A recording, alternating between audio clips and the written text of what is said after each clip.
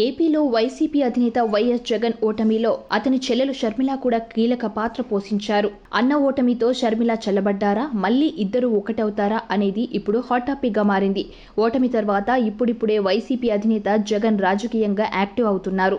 ఓదార్పు యాత్రలకు సిద్ధమవుతున్నారు. నెల్లూరు జిల్లాలో ఉన్న పార్టీ నేత పిన్నెల్లి రామకృష్ణారెడ్డిని జగన్ పరామర్శించనున్నారు. ఇక వైఎస్ఆర్ జయంతి కార్యక్రమంలో జగన్ పాల్గొనున్నారు. కుటుంబ సభ్యులంతా ఒకేసారి ఈ కార్యక్రమానికి హాజరయ్యే అవకాశాలున్నాయి.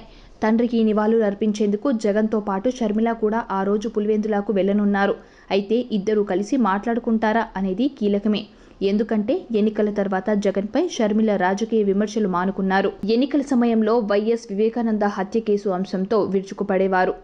దానిని ప్రస్తావిస్తూ జగన్ను దారుణంగా ఓడించాలని ప్రజలకు షర్మిలతో పాటు సునీత పిలుపు ఇచ్చారు.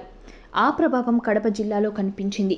దశాబ్దాలుగా అక్కడ వైఎస్ కుటుంబానికి పైచేయిగా నిలుస్తూ వచ్చింది. అటువంటిది కంచుకోటలు సైతం బద్దలయ్యాయి. దీనికి వైఎస్ షర్మిల కారణమన్న ఆరోపణలు ఉన్నాయి. ఈ క్రమంలో షర్మిల కనిపిస్తే జగన్ ఎలా రియాక్ట్ అవుతారు అనేది కీలకం. అదే సమయంలో వైఎస్ జయంతి నేపథ్యంలో వైఎస్ షర్మిల విజయవాడలో పెద్ద ఎత్తున జయంతి కార్యక్రమం తలపెట్టింది. దీనికి ఏఐసీసీ అగ్రనేత రాహుల్ గాంధీ, కాంగ్రెస్ అధ్యక్షుడు ఖార్గే, తెలంగాణ ముఖ్యమంత్రి రేవంత్ రెడ్డి, ఉప ముఖ్యమంత్రులు భట్టి, మంత్రులను ఆహ్వానించింది. ఇక కర్ణాటక ఉప ముఖ్యమంత్రి డీకే శివకుమార్ను కలిసి వేడుకలకు ఆహ్వానించింది. ఈ నేపథ్యంలో అసలు షర్మిల వ్యూహం ఏంటి? ఎన్నికల్లో ఓటమితో సొంత సోదరుడు నిరుత్సాహంగా ఉన్న పరిస్థితుల్లో షర్మిల ఏ ఆలోచనతో ఈ కార్యక్రమం చేస్తుంది అన్న చర్చ నడుస్తుంది. ఏపీలో చంద్రబాబు ఎలాగూ షర్మిలకు సాయం చేసే పరిస్థితి ఉండదు.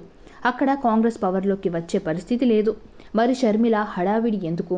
విజయవాడలో కార్యక్రమం ద్వారా జగన్కి ఝలకిస్తారా? పులివెందులలో పగలు ప్రతీకారాలు వదిలేసి ఏకమవుతారా అనేది సర్వత్రా ఉత్కంఠ రేపుతోంది.